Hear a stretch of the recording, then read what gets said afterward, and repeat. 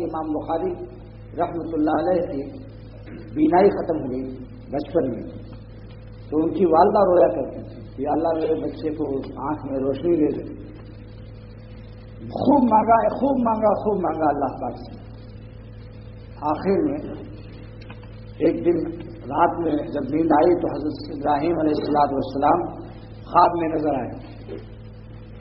اللہ قاری رحمۃ اللہ علیہ اپنی کتاب جلد اول میں ان کے حالات میں لکھتے ہیں کہ خواب میں حضرت ابراہیم علیہ السلام نظر آئے اور آپ نے بشارت دی ان کی والدہ کو. کس کی والدہ؟ امام بخاری رحمۃ اللہ علیہ کی، امام محمد بن اسماعیل بخاری، یہ بخارا کے رہنے والے تھے اور بخاری شریف لکھی بھی انہوں نے، اس لیے یہ اسی نام سے مشہور ہوئے.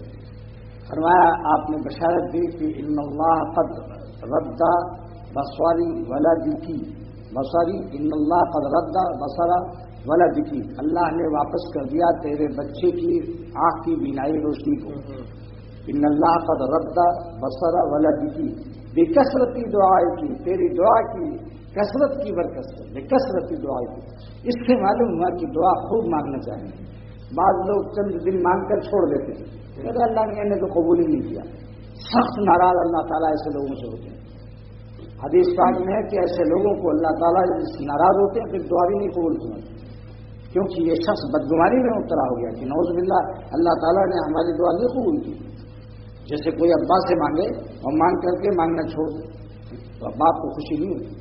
وہ بچہ جو مانگتا ہی چلا جائے تو کتنے ہی مصروف ہو وہ ٹافی لے کے چھوڑتا ہے.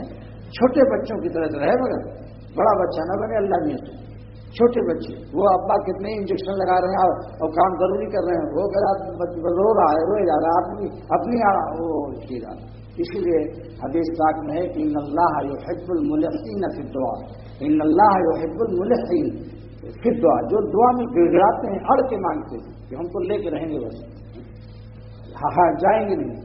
چاہے بعض روایت میں ہے کہ حضرت یوسف علیہ السلام کے لیے حضرت یعقوب علیہ السلام نے 40 سال تک دعا مانگتے کتنے مانگے جائے، مانگنے سے انشاءاللہ تعالیٰ ایک دن میں اس کا معاملہ بن جائے.